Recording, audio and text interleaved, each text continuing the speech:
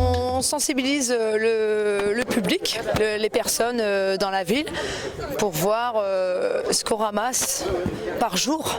Parce qu'il faut savoir qu'on ramasse facilement, c'est à peu près 120 mètres cubes par semaine. On peut faire les puces, on peut profiter d'une belle journée comme elle était hier, mais il faut surtout, je dirais, à la fin des puces, pouvoir rendre un site propre et ne pas laisser des détritus ou même les invendus sur l'espace public. Les agents qui sont dans les bureaux, mais les agents aussi plus du technique et les agents de propreté que je tiens à saluer particulièrement parce que le travail qui est fait tous les jours, aujourd'hui on va le constater par nous-mêmes, mais c'est pas si simple. Quand on voit des zones comme le CIT où il faut ramasser des choses qui sont pas très agréables, c'est un travail du quotidien et cette tâche-là, on la reconnaît peut-être pas assez suffisamment par rapport à ce qui est fait par l'ensemble du service propreté. La propreté, c'est l'histoire de tous et pas l'histoire de la municipalité, mais une collectivité, c'est les citoyens et la municipalité. Nous avons été répartis en plusieurs groupes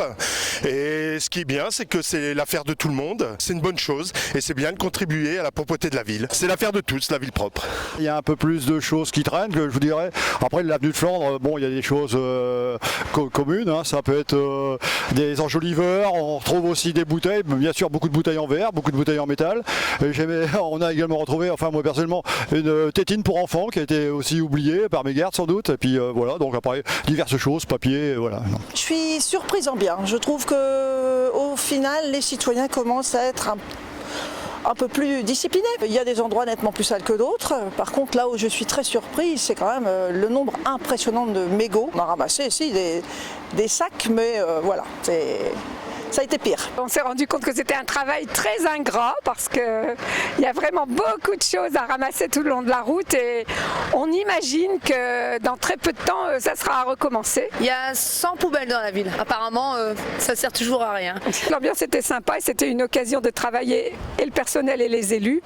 Et je pense que ça fait du bien aussi aux élus de voir ce que c'est le travail que font les agents qui nettoient. C'est un bon travail d'équipe. Oui, c'est un bon travail d'équipe et quand on ne l'a pas fait, je pense qu'on peut difficilement se rendre compte de ce que c'est comme boulot.